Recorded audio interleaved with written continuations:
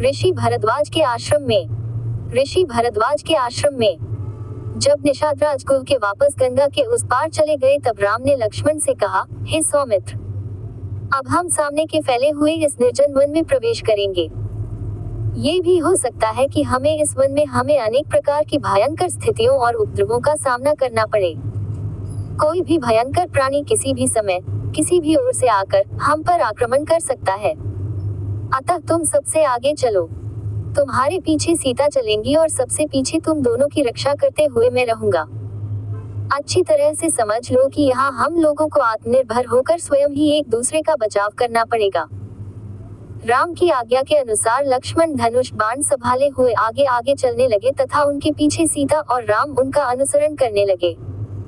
One के भीतर चलते चलते ये तीनों वत्स देश में पहुंचे। यह विचार करके कि कोमलांगी सीता इस कठोर यात्रा से अत्यधिक क्लांत हो गई होंगी, वे विश्राम करने के लिए एक वृक्ष के नीचे रुक गए। संध्या हो जाने पर उन्होंने संध्योपासना आदि कर्मों से निवृत्ति पाकर वहां उपलब्ध वन्य पदार्थों से अपनी क्षुधा मिटाई। शनैः शनैः रात्रि गहराने लगी। राम लक्ष्मण से बोले, भैया लक्ष्मण, इस निर्जन वन में आज हमारी यह प्रथम रात्रि है। जानकी की रक्षा का दायित्व हम दोनों भाइयों पर ही है, इसलिए तुम सिंह की भांति निर्भय एवं सतर्क रहना। ध्यान से सुनो, कुछ दूरी पर अनेक प्रकार के हिंसक प्राणियों के स्वर सुनाई दे रहे हैं। किसी भी क्षण वे इधर आकर तनिक भी अवसर पाकर हम पर आक्रमण कर सकते हैं। इसलिए हे वीर शिरोमणि, किसी भी अवस्था किंचित भी असावधान मत होना। फिर विषय को परिवर्तित करते हुए वे बोले, आज पिताजी अयोध्या में बहुत दुखी हो रहे होंगे और माता कैकेयी उतनी ही आनंदित हो रही होंगी। अपने पुत्र को सिंहासनारूढ़ करने के लिए कैकेयी कुछ भी कर सकती है। रह रह कर मेरे मन में एक आशंका उठती है कि कहीं वे पिताजी के भी प्राण छल से न ले लें। धर्म से पतित और लोभ के वशीभूत हुआ मनुष्य भला क्या कुछ नहीं कर सकता। ईश्वर न करे कि ऐसा हो, अन्यथा वृद्धा माता कौसल्या भी पिताजी के और हमारे वियोग में अपने प्राण त्याग देंगी। इस अन्याय को देखकर मेरे हृदय में अवर्णनीय वेदना होती है। जी चाहता है कि इन निरीह वृद्ध प्राणियों के जीवन की रक्षा के लिए संपूर्ण अयोध्यापुरी को बाणों से बींध दूं, किंतु मेरा धर्म मुझे ऐसा करने से रोकता है। सत्य जानो कि मैं आज बड़ा दुखी हूँ। ऐसा कहते कहते राम का कंठ अवरुद्ध हो गया और वे चुप होकर अश्रुपूरित नेत्रों से पृथ्वी की ओर देखने लगे। जब लक्ष्मण ने राम को इस प्रकार दुख से संतप्त होते देखा तो उन्होंने धैर्य बंधाते हुए कहा, हे आर्य, इस प्रकार शोक विह्वल होना आपको शोभा नहीं देता। आपको दुखी देखकर भाभी को भी दुख होगा, अतः आप धैर्य धारण करें। बड़े से बड़े संकट में भी आपने धैर्य का संबल कभी नहीं छोड़ा, फिर आज इस प्रकार अधीर क्यों हो रहे हैं? उचित तो यही है कि हम काल की गति को देखें, परखें और उसके अनुसार ही कार्य करें। मुझे विश्वास है कि वनवास की यह अवधि निष्कंटक समाप्त हो जाएगी और उसके पश्चात हम कुशलतापूर्वक वापस अयोध्या लौटकर सुख शांति का जीवन व्यतीत करेंगे। तृणों की शैया पर लेटे हुए राम के निद्रामग्न हो जाने पर लक्ष्मण संपूर्ण रात्रि निर्भय होकर धनुष बाण संभाले राम और सीता के रक्षार्थ पहरा देते रहे। रात्रि व्यतीत होने पर सूर्योदय से पूर्व ही राम, लक्ष्मण और सीता ने संध्यावंत नदी से निवृत्त होकर त्रिवेणी संगम की ओर प्रस्थान किया। मार्ग में लक्ष्मण ने कुछ वृक्षों के स्वादिष्ट फलों को तोड़कर राम और सीता को दिया तथा स्वयं भी उनसे अपनी क्षुधा शांत की।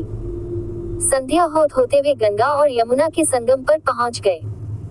कुछ देर तक संगम के रमणीक दृश्य को देखने के बाद राम बोले, लक्ष्मण, आज की इस यात्रा ने हमें महातीर्थ प्रयागराज के निकट पहुंचा दिया है। हवन कुंड से उठती हुई यह धूम रेखाएं ऐसी प्रतीत हो रही है मानो अग्निदेव की पताका फहरा रही हो। हवन के इस धुएं की स्वास्थ्यवर्धक सुगंधी से संपूर्ण वायुमंडल आपूरित हो रहा है। मुझे ऐसा प्रतीत होता है कि हम महर्षि भरद्वाज के आश्रम के आसपास पहुंच चुके हैं। संगम की उस पवित्र स्थली में गंगा और यमुना दोनों ही नदियां कल कल नाद करती हुई प्रवाहित हो रही थीं। निकट ही महर्षि भरद्वाज का आश्रम था। आश्रम के भीतर पहुंचकर राम ने भरद्वाज मुनि का अभिवादन किया और कहा, हे महामुने, अयोध्यापति महाराज दशरथ के पुत्र राम और लक्ष्मण आपको सादर प्रणाम करते हैं। भगवान, पिता की आज्ञा से मैं 14 वर्ष पर्यंत वन में निवास करने आया हूँ। ये मेरे अनुज लक्ष्मण तथा मेरी पत्नी मिथिलापति जनक की पुत्री सीता है। उनका हार्दिक सत्कार करने तथा बैठने के लिए आसन देने के पश्चात मुनि भरद्वाज ने उनके स्नान आदि की व्यवस्था किया और उनके भोजन के लिए अनेक प्रकार के फल दिए। फिर ऋषि भरद्वाज बोले, मुझे ज्ञात हो चुका है कि महाराज दशरथ ने निर्पराध तुम्हें वनवास दिया है और तुमने मर्यादा की रक्षा के लिए उसे सहर्ष स्वीकार किया है। तुम लोग 14 वर्ष तक मेरे इसी आश्रम में निश्चिंत होकर रह सकते हो। ये स्थान अत्यंत रमणीक भी है। राम ने कहा, निस्संदेह आपका स्थान अत्यंत मनोरम एवं सुखद है, परंतु मैं यहाँ निवास नहीं करना चाहता क्योंकि आपका आश्रम अपनी गरिमा के कारण दूर दूर तक विख्यात है। मेरे यहाँ निवास करने की सूचना अवश्य ही अयोध्या वासियों को मिल जाएगी और उनका यहाँ तांता लग जाएगा। इस प्रकार हमारे तपस्वी धर्म में बाधा पड़ेगी, आपको भी इससे असुविधा होगी। अतएव आप कृपा करके हमें कोई अन्य स्थान के विषय में बताइए जो एकांत में हो और जहाँ सीता का मन भी लगा रहे।